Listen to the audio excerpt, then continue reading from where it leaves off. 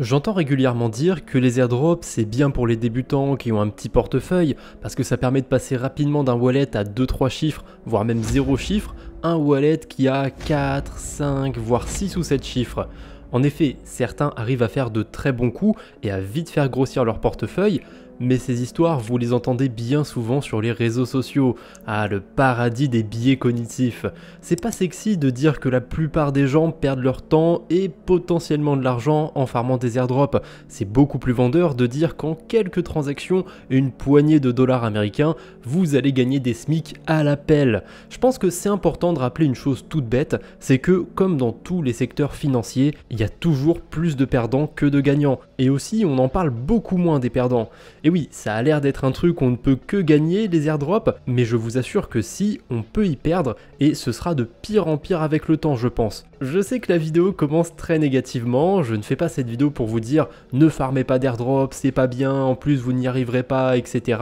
Mais on vous dit sans cesse que c'est simple, blablabla, alors que non, ça ne l'est pas tant que ça. Et le plus vicieux, c'est que les gens qui ont plus d'argent et surtout plus de temps que vous, bah ils auront beaucoup plus de chances que vous. Et oui, farmer des airdrops, c'est très chronophage. Donc même si on a un petit portefeuille, mais qu'on a du temps à accorder aux airdrops, on va pouvoir faire des carabistouilles sur des testnets par exemple. Récemment, il y a ZetaChain qui a plus ou moins bien payé de ce que j'ai vu, j'ai pas participé donc je sais pas trop.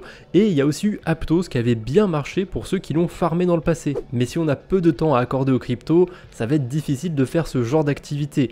Donc on va se tourner sur d'autres types de projets qui sont déjà en mainnet la plupart du temps, et si le temps est la première barrière que vous pouvez heurter, l'argent ce sera très souvent la deuxième barrière. Forcément, quand on farme des airdrops, si on a plus d'argent, ce sera beaucoup plus simple de faire du volume, on sera moins impacté par les frais de transaction, etc. D'ailleurs, ça changera peut-être plus tard, mais dans l'état des choses, faut être taré pour claquer des centaines de dollars dans des frais de transaction sur Linea ou je ne sais quel autre layer 2 d'Ethereum, surtout sur plusieurs wallets. Je sais que c'est pas ce que vous avez envie d'entendre, mais je suis persuadé que pour plus de la moitié des farmers sur ce genre d'airdrop, ça aurait été beaucoup plus rentable d'un point de vue temps et argent d'acheter du Bitcoin ou éventuellement de l'Ethereum et de le holder dans son portefeuille. Après, ce n'est que mon avis bien sûr, hein. Si vous farmez des airdrops, je vous souhaite de réussir, je vous souhaite d'en gagner plein. En parlant de ça, depuis quelques mois, on a vu apparaître des systèmes à points, parce que les projets ont vite compris que les gens aimaient spéculer sur des airdrops. Donc, ils les aident à spéculer, ils nous aident en nous donnant des points, comme ça on sait comment farmer l'airdrop.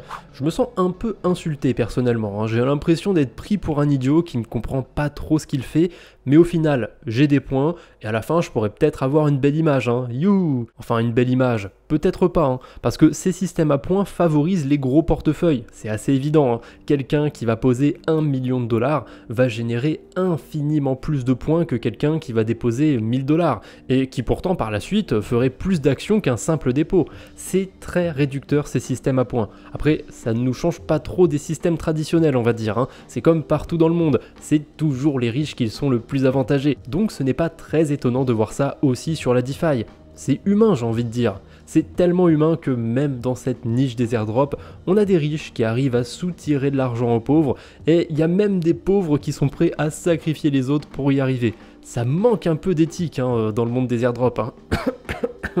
Bon, je suis pas Robin des Bois non plus, hein, je vous préviens. En plus de ça, les airdrops, c'est une niche qui commence à sacrément s'agrandir. Là, on est sur un beau duplex, voire un triplex. Il n'y avait pas autant de gens qui s'y intéressaient en 2021 ou même en 2022.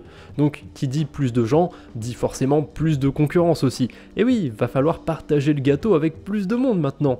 Et ça veut dire aussi que les gros airdrops de 10 000 dollars, ça va tendre à disparaître, parce que ce n'est juste plus possible. C'est pas aussi évident que ça de donner de l'argent gratuitement, même sous forme de crypto. Et puis, ce n'est jamais vraiment gratuit. Encore une fois, sur les marchés, il y a toujours plus de perdants que de gagnants. Et les airdrops ne dérogent pas à la règle. C'est même les pires dans le domaine, puisque quand un token vient d'être airdroppé, littéralement tout le monde, ou au moins plus de 99% des gens, sont en bénéfice. Et quand tout le monde est en bénéfice, fatalement, il finira par y avoir des prises de profit. Ça veut pas dire que le nouveau token shiny que vous venez d'obtenir ne va pas faire un x10 ou quoi dans les 3 prochains mois, mais bon, je suis curieux de voir comment certains de ces tokens qui ont été airdroppés vont passer l'hiver, hein, le prochain bear market, surtout quand les investisseurs auront récupéré leurs petites allocations. C'est un pléonasme, hein, bien sûr, c'est eux qui ont la majorité des tokens. Bon, là je m'éloigne un petit peu de la question de base, mais je trouvais ça assez pertinent à souligner. Pour conclure, sachez qu'il n'y a pas de réponse concrète à la question qui est dans le titre de cette vidéo.